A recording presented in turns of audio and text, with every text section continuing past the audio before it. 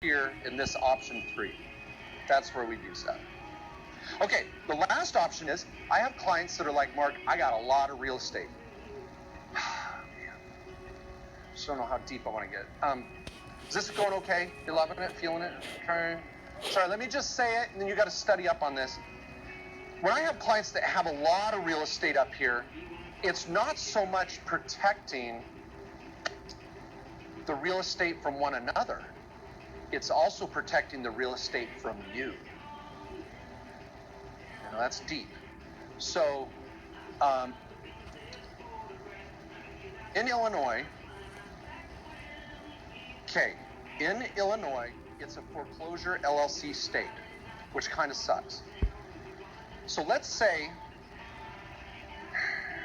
you have an LLC here in Illinois, and I have a Wyoming LLC, and you're driving down the road, heaven forbid, you're doing what all of us do once in a while and we shouldn't. We're texting and driving. And you get in an accident. You kill a family of 5, whatever. Not good. I know, I'm sorry, but we got to say, so there's a bad loss. You may have teenage drivers.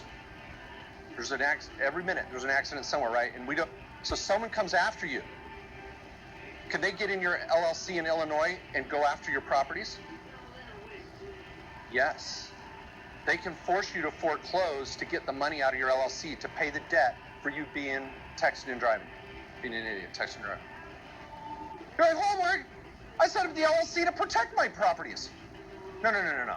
You set up the LLC to protect you from your tenants. But the LLC doesn't protect the rentals from you being criminal or being grossly negligent. Is this crazy? This is called outside protection, COPE protection, charging order protection.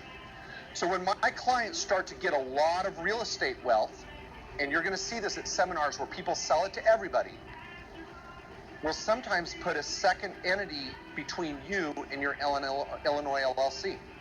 And this is where the Nevada sales pitch comes in. We typically like Wyoming a lot better. It's cheaper and easier. I can hide you in Wyoming. No one even knows you own this LLC. But anyway, this LLC owns your Illinois LLC, and this is where your rentals are. We add an extra barrier.